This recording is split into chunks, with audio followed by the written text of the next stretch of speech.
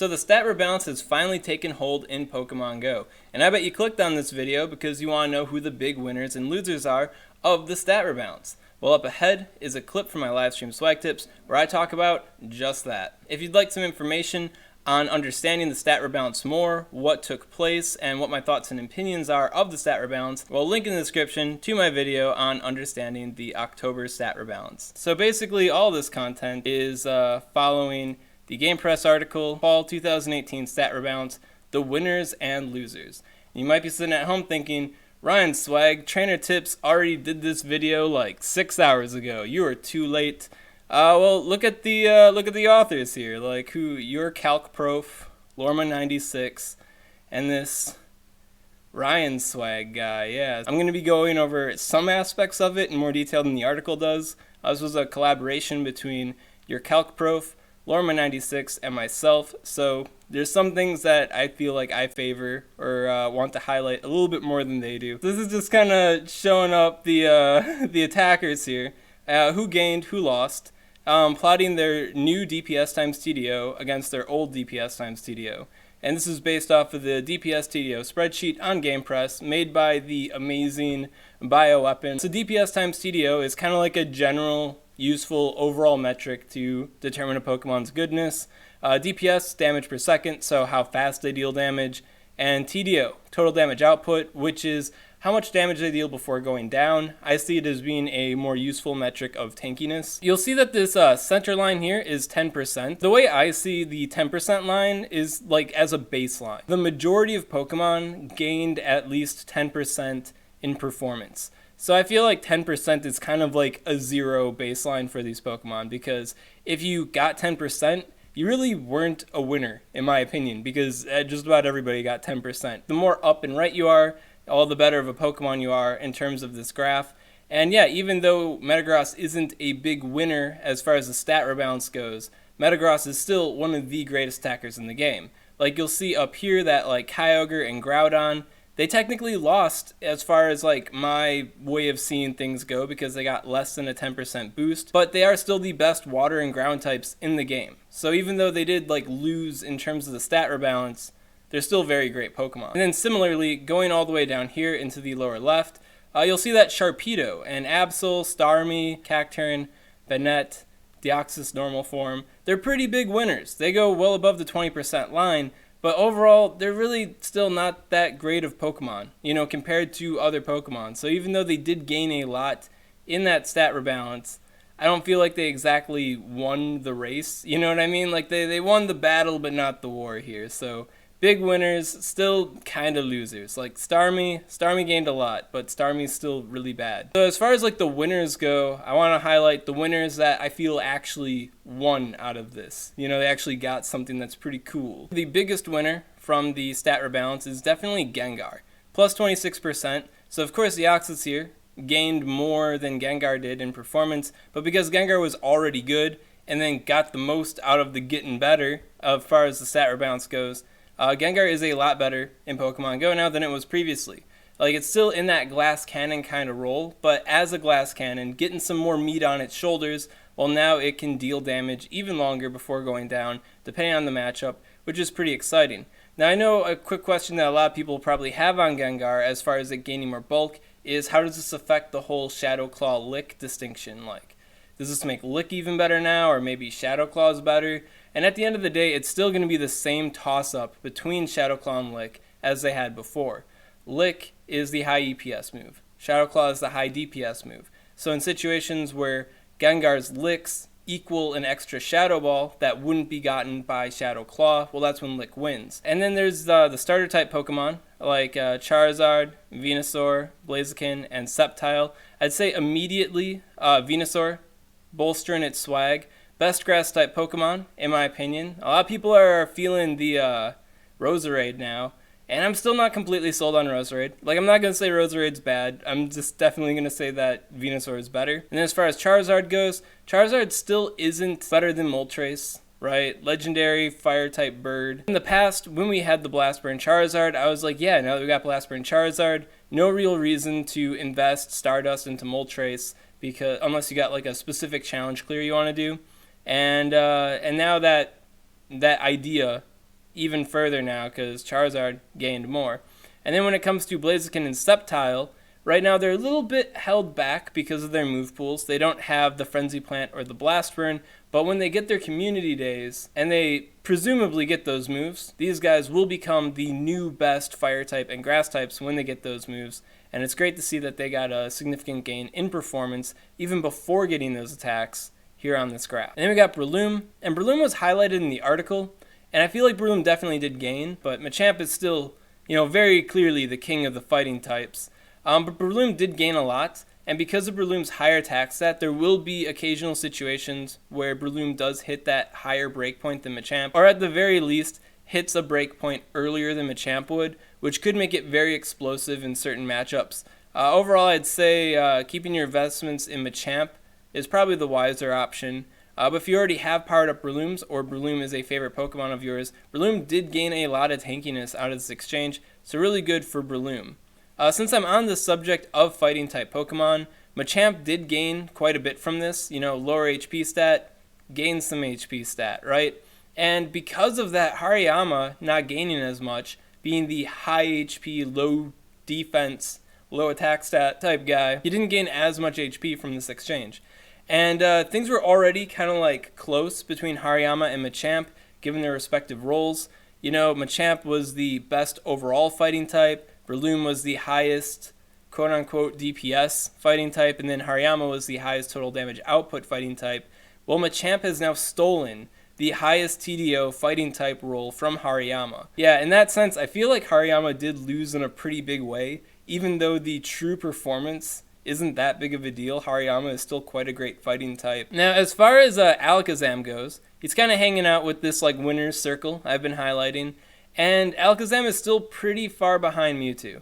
So I really can't consider it to be a winner. It definitely gains some bulkiness, and if you're an Alakazam enthusiast, or you like using Alakazam, well, Alakazam is performing better now. Didn't gain that much, though, because, Mewtwo exists. Then Caesar and Pinsir also gained a lot, and they're bug types, so, fleshing out that bug type role a little bit.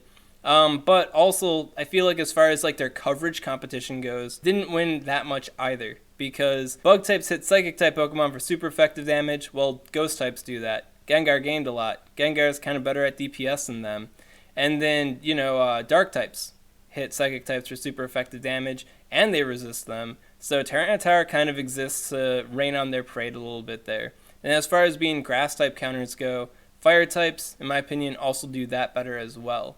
So if you're a bug enthusiast, you love Pinsir, you love Caesar, they're better now, but I'm not really feeling them as much as I'm feeling like Gengar or Charizard or Venusaur. Another thing that was really interesting too is when I was initially going over the data for the winners and losers, Dragonite was really standing out to me. Believe it or not, Dragonite actually has the lowest HP stat of the big three dragons. I mean, believe it or not, it's hard coded. You can sort by HP and see he's got the lowest one. So he actually gained even more bulk from this, obviously because he had the lower HP, so compared to the other two dragons, he gained more. And so even more tanky dragon type boy here. Still not objectively better than Rayquaza. I think that's almost impossible at this point. But Dragonite definitely gained a lot too. I think that's really good, especially for people that don't have a bucket full of Rayquazas. When are we going to get the Rayquaza re-release? Kyogre got a special little re-release. We all have purple Kyogres now. Where are our black Rayquazas? That's what I want to know. So earlier I said I kind of wrote off Deoxys normal form. Yeah, it's a big winner, but it's still kind of a suck Pokemon. But I'm actually really excited to see Deoxys attack form, because it has Dark Pulse, and it has the highest attack stat in the game, and it's a Psychic type Pokemon. So with that, it could become the highest Dark type, DPS Pokemon, and then also the highest DPS Pokemon in general, only held back by its abysmal defenses. It's got more HP now it can last a bit longer, so the application of the Deoxys attack form, which is the form of Deoxys that actually has good moves. It's going to be interesting to see where that guy winds up in the meta. Now, as far as the big losers go, there are quite a bit of Pokemon that lost, Lugia lost, Kyogre lost a bit, Groudon lost a bit, Ho-Oh lost a bit. But I feel like these Pokemon are still really good in their roles. Like, I mean, if you don't like Lugia or Ho-Oh, then you're still not going to like Lugia or Ho-Oh. But for what they do well, they're still doing fine. And Groudon and Kyogre are still the best, water and ground type Pokemon. The biggest losers from this, like the greatest overall, are definitely Vaporeon and Rhydon. Going over all the data, these two were the only two Pokemon that really stood out as like gaining like negative performance. Everybody else was like, yeah, like 10%. And then these guys were like, yeah. I think it's just kind of interesting how Vaporeon used to be like the god of Pokemon Go. Like 2016, the Lord of Gym offense and defense, Vaporeon, now brought even more to heal. Like Gyarados getting Waterfall wasn't enough. Kyogre literally existing wasn't enough. Niantic just took it to the next level and just rip Vaporeon. And then Rhydon. Rhydon was kind of like a really big winner from the initial Stat Rebalance, like way back when, because the initial Stat Rebalance favored Pokemon like Rhydon that had the really imbalanced defense stats. And now that they reverted that a bit, they kind of dialed it back, well then Rhydon really sunk down in performance. I mean, we've got Rhyperior to hype about now, and I think from a Stat Rebalance standpoint, Rhyperior also lost in that respect. But Rhyperior, still a boss, ground and rock type Pokemon. But yeah, so that's like, as far as the attackers go, that's how I feel about the big winners and losers. I'm going to just pay attention to the stream chat here a little bit, and then I will dive into the defenders, which is a pretty quick topic. So this is a really general view of gym defenders, which is why I mentioned like on Twitter, and I think I might have thrown it onto the Facebook promo, that I do want to go over the gym defenders more in depth and then update the specific gym defense tier lists. So this is just a general light overview of the winners and the losers, and maybe like some light discussion on the gym defenders in terms of the meta. I guess don't take everything I say here as like supreme gospel. Probably should highlight this right away. This graph is now going with their tankiness as terms of their defense times their stamina. So the y-axis is their new defense times stamina, and their old tankiness times defense stamina is the x-axis.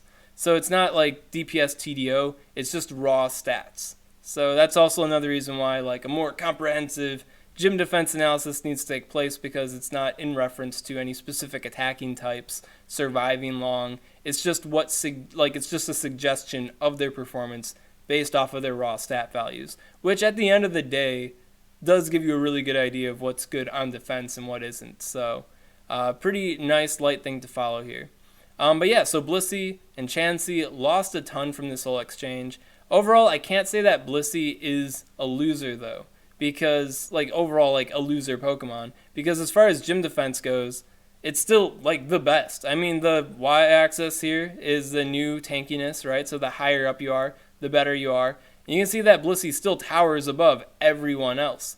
I said this in other content where it's just like, instead of being 4 times better than everything else, it's now like 3 times better than everything else. So it's still way better, but it's not so stupid good anymore. And then as far as performance goes, a lot of people are like, oh, Blissey's a trash defender now. Now there's no real gym defense. And I just want to remind you guys that ever since the gyms changed, there has not been any real gym defense. There hasn't been. Blissey's nerf isn't like nerfed into the ground. It's like 10 seconds worth of battling time.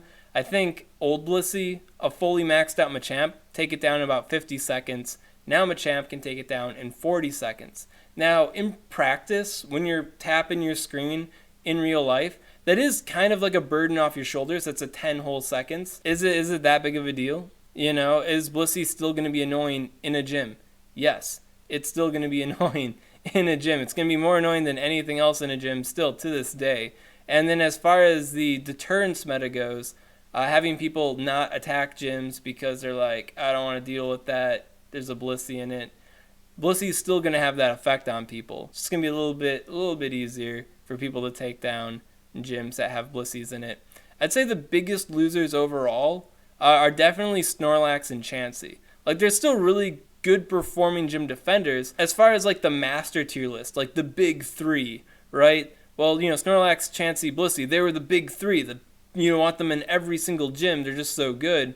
But now that Chansey and Snorlax have sunk so low, it's kind of hard for me to say that Snorlax and Chansey are like objectively superior to other gym defenders. Like Blissey still is. Blissey's stupid good, but these two, Snorlax especially, were kind of like teetering on the edge of being objectively superior to other defenders. So as far as like losing big from the stat rebalance, Chansey and Snorlax are definitely feeling it because they're no longer as special. So I definitely do want to, run my whole system on the gym defense, my own kind of Ryan Swaggy way of tackling it, making it in reference to the meta, and then looking at the different performance at CP values for the other specific gym defense strats to give like a final word on what's going on with these two and being master tier or not. But the initial kind of overview of it, definitely not looking as hot anymore. Not easy going being Chansey and Snorlax in this new world. And also, the Machamp meta is also kind of getting dialed back a bit and is arguably becoming more of the Metagross meta. Metagross's main claim to fame is that, with Meteor Mash, it's still going to fight Blissey like 10 seconds slower than Machamp would, but it's like 3 times as tanky as Machamp is. And then, as far as fighting Blissey goes, it doesn't have to worry about Dazzling Gleam. It doesn't have to worry about Psychic. It doesn't even have to flinch at Hyper Beam. Why couldn't I think of Hyper Beam? I was like, the beam. But yeah, it doesn't care. Metagross doesn't care at all, and it's got Meteor Mash, so it actually does the job really quickly. Metagross also doesn't care about anything Chansey has. Metagross doesn't care about Body Slam or Heavy Slam or Hyper Beam. Earthquake a little bit, but you can dodge Earthquake, right? So then when it comes to gym defense, Umbreon here gained in performance, because in main series games, Umbreon has more balanced defense, really low HP. Umbreon gained a bunch of HP. Umbreon, Dark-type, weak to Machamp, that's something that holds it back, but Umbreon Dark-type, super effective on Metagross, might be something Metagross doesn't want to deal with when fighting gyms. So I think it's going to be interesting to see how like the gym defense flavor changes with the prominence of Metagross in the meta. I think counter coverage still exists because you still have the slow dudes, which can handle both ends of the spectrum, fighting and steel types. You still have the ultra tanky Milotic, water type. Shuckle did gain a lot. As far as anything that like gained, as far as the stat rebalance goes, Shuckle gained 113% in its tankiness. That's like freaking huge. Like the biggest loser, minus 28%. And as far as attackers go, the biggest winner was Deoxys with like plus like 41 or 42% performance. Shuckle gained so much. I mean, Shuckle has like the highest defense stat in Pokemon Go. In the main series games, it has balanced defense stats, the perfectly balanced defense stat. Because of that, it didn't lose defense. Shuckle also has stupid low HP, so it had a lot to gain in the HP category. Definitely good job on that, Shuckle.